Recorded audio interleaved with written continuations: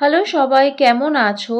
আজকে একটা খুবই ইজি নিরামিষ পটলের রেসিপি দেখব। নিরামিষের দিনে এভাবে একবার বানিয়ে দেখো, আশা করি সবার খুব ভালো লাগবে।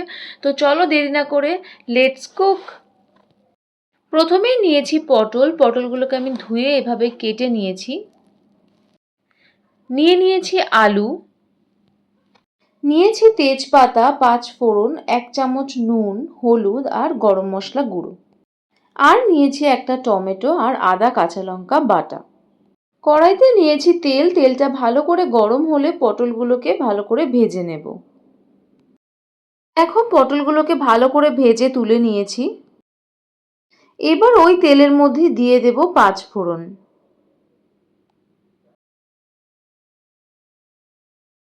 দিয়ে দেব তেজপাতা। 1 মিনিট রেখে দিয়ে দেব কেটে রাখা আলুগুলোকে। আলুগুলোকে 2 থেকে 3 মিনিট ভালো করে ভেজে নেব। এবার দিয়ে দিচ্ছি কেটে রাখা টমেটো কুচি। ভালো করে সবটা মিশিয়ে নেব।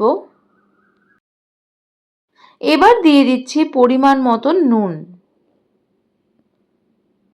দিয়ে দিচ্ছি বেটে রাখা আদা কাঁচা লঙ্কা।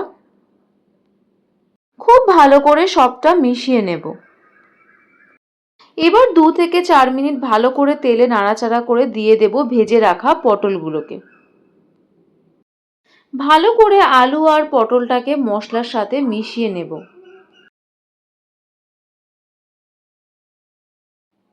এবার দিয়ে দিচ্ছি হলুদ গুঁড়ো। হলুদ গুঁড়োটাকেও ভালো করে মিশিয়ে নেব। পুরো মশলাটার সাথে ভালো করে কষিয়ে নিচ্ছি। দেখো আলু আর পটলের কালারটাই পুরো পাল্টে গেছে। এবার দিয়ে দিচ্ছি 1 চামচ কাশ্মীরি লঙ্কার গুঁড়ো। 2 থেকে 3 মিনিট ভালো করে সবটা আবারও মিশিয়ে নেব।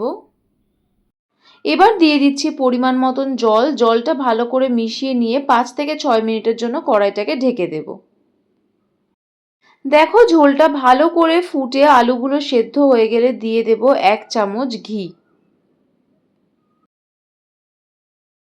গ্যাসের ফ্লেমটা বন্ধ করে দিয়ে সবটা ভালো করে মিশিয়ে নেব। দেখো খুব সহজ পদ্ধতিতে বানানো দারুণ স্বাদের নিরামিষ পটলের তরকারি একদম রেডি। নিরামিষের দিনে একবার এভাবে বানিয়ে দেখো, আশা করি সবার খুব ভালো লাগবে। ভালো লাগলে অবশ্যই কমেন্টে জানিও। দেখা হবে অন্য কোনো ভিডিওতে। বাই।